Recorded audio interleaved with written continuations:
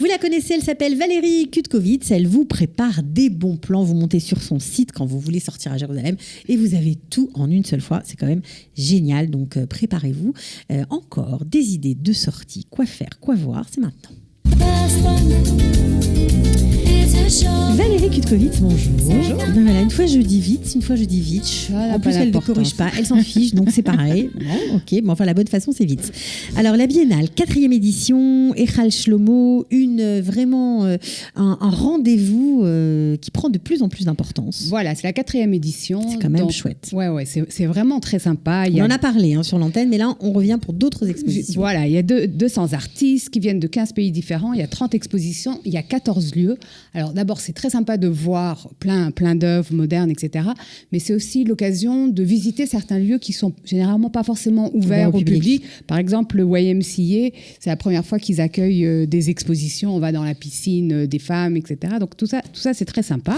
Et surtout, ce qui est sympa, c'est que on voudrait savoir pourquoi ça a été créé, Valérie. Alors au départ, ça a été vraiment créé pour exposer des artistes juifs, pour donner vraiment une scène à Jérusalem à des artistes juifs du monde entier. Alors, juifs du monde entier, ça veut dire quoi? C'est pas forcément que du judaïka. Non, pas forcément que du juif. Mais au départ, c'était des artistes juifs. C'était l'idée du créateur. Et donc, on lui a reproché d'être fermé, de dire voilà, exactement. C'était dommage. C'est pas normal. Voilà. Donc, il a écouté. Ça lui a mis un peu de temps parce que c'était vraiment son projet. Lui, il avait le droit de faire un voilà, projet exactement. comme ça, oui. Et donc, il a décidé cette année d'ouvrir à d'autres artistes, d'autres confessions, de confronter. D'ailleurs, c'est le thème de cette année puisque c'est le Shem Shamaim. Donc, d'essayer les disputes.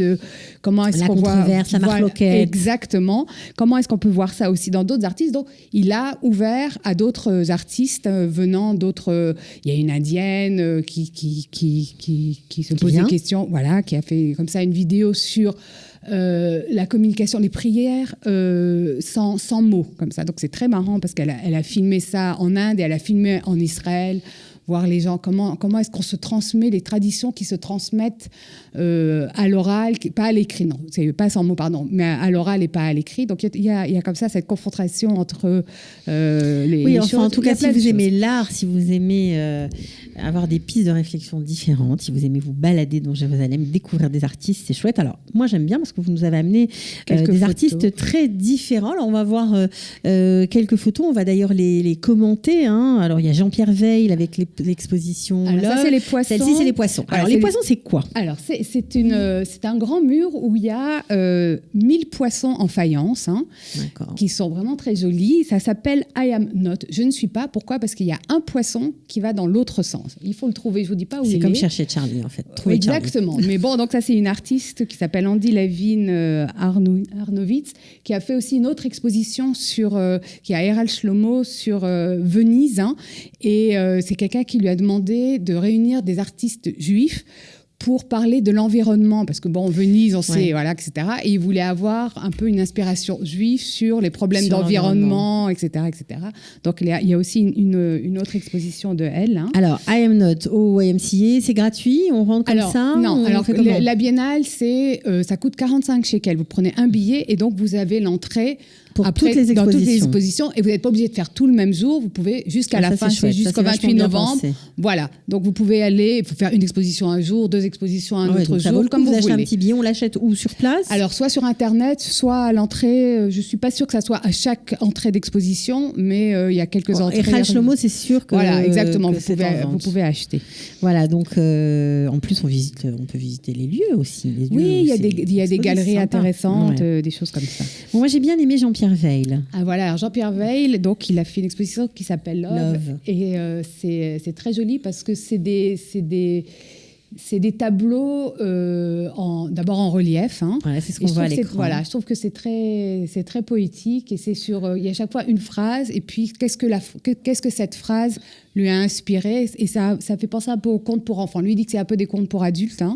Et c'est vraiment très, très joli. Ça, c'est dans l'entrée de Aéral Shlomo. Il y a 100 tableaux comme ça. 100 tableaux comme ça. Wow, qui sont sympa. vraiment très, très sympas. Bon, et puis il y a aussi un prof, un francophone qui est prof à Betzalel. Je ne sais pas s'il est francophone. Israël Dahan. Il s'appelle Israël Dahan. Il fait du judaïka et il y a vraiment, ça c'est une boîte à étrog. Il y a vraiment des choses très très belles. Il fait vraiment des mezuzot très particulières. Très travaillées. Ouais, voilà. c'est vraiment aussi. Bon, il y a plein de choses. Il y a de la peinture, il y a de la vidéo, il y a beaucoup de possibilités. Bravo pour ce festival. Bravo à la mairie, parce que c'est aussi à l'initiative de la mairie de Jérusalem. Effectivement. Ils permettent de découvrir la ville sous un autre angle. Alors, on continue avec Batim Mi Bifnim. Décidément, c'est la période des festivals. Ça veut dire les maisons de l'intérieur. Voilà. En anglais, c'est comment? Porte open house, voilà. Porte ouverte. Donc ça, c'est un festival qui a commencé à New York et à Londres il y a quelques années, puis après qui est allé. C'est pas la première édition à Jérusalem. Ça se déroule du 31 octobre au 2 novembre. C'est un de mes festivals préférés, il faut dire, à Jérusalem. Mais oui, parce que vous imaginez quand vous passez devant une maison, vous vous dites waouh, comme ça doit être beau à l'intérieur. Puis on vous dit mais venez voir, j'ouvre ma porte, venez. Il y a alors sur ces 3 jours, il y a 135 visites qui sont organisées. On va juste détailler. Il y a 3 sortes de visites. Ça, il faut savoir quand on. Il y a les portes ouvertes. Alors il y a portes. Voilà. Dont je viens de parler. C'est des maisons particulières. Vraiment, ça vaut le coup parce qu'il y a des grands architectes, etc. C'est assez souvent de l'extérieur, ça paye pas de mine. Et devant, alors là, vous êtes juste waouh. Donc ça, et puis on vous dit donc que tel jour, c'est ouvert de 6h ou de. C'est porte ouverte, mais il faut quand même vérifier les horaires. Oui, c'est pas porte ouverte tout le temps. Sur le site, d'accord. Vous avez exactement tout. Ensuite, vous avez les visites qui sont guidées sur réservation, où il faut s'inscrire. Il faut savoir que ça part très, très, très, très vite. C'est, par exemple, dans ces visites, vous avez les tunnels à l'entrée de Jérusalem, là, tout ce qu'on construit en souterrain. Ça, c'est sur réservation. Il y a que 10 ou 20 personnes par visite. Bon, il faut s'organiser. Il faut s'organiser. On a l'habitude avec vous, Valérie. Vous me voilà, c'est pour ça que je le dis un peu à l'avance.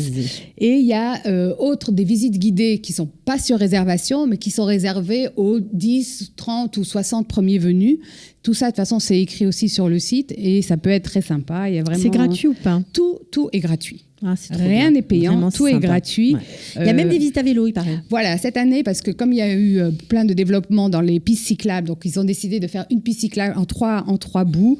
Il y a une visite sur le Bauhaus, puisqu'on fête les 100 ans du Bauhaus. Il y en a pour tous les goûts. Voilà, la Banque d'Israël. Non, mais franchement, il y a plein de choses. Allez-y, parce que vraiment, c'est pas souvent. C'est comme les journées du patrimoine en France. Voilà, exactement. Et souvent, c'est le même genre. Ce qui est intéressant, c'est aussi de rencontrer les gens. Bon, une fois, j'étais dans la maison du Rav de Getz, le rabbi qui s'habillait en blanc du Kotel. Et la visite était faite par sa fille. Donc, sa fille a raconté comment ils sont venus s'installer en vérité à Jérusalem après la mort du frère pendant la guerre des 6 jours, etc. Et donc, c'est vraiment... voilà, il y a un autre décor. Exactement, c'est vraiment passionnant. Voilà, bon. Alors, on est obligé de parler du festival du film français. Du théâtre français, la 3e édition en Israël. Ça jouera à Tel Aviv, à Jérusalem. Jérusalem, il reste des places si vous avez envie de profiter de cette création, parce que oui, c'est une création.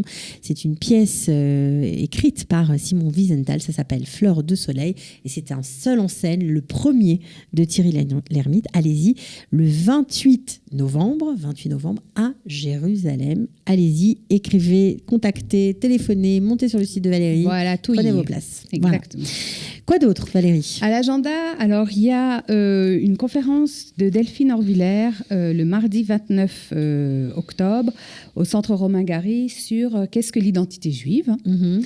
Et puis, dans tout à fait autre style, le jeudi 31 octobre à la Tarana Rishona, il y a un festival de la Grèce. Donc, vous pouvez... La Grèce, le pays, après les fêtes.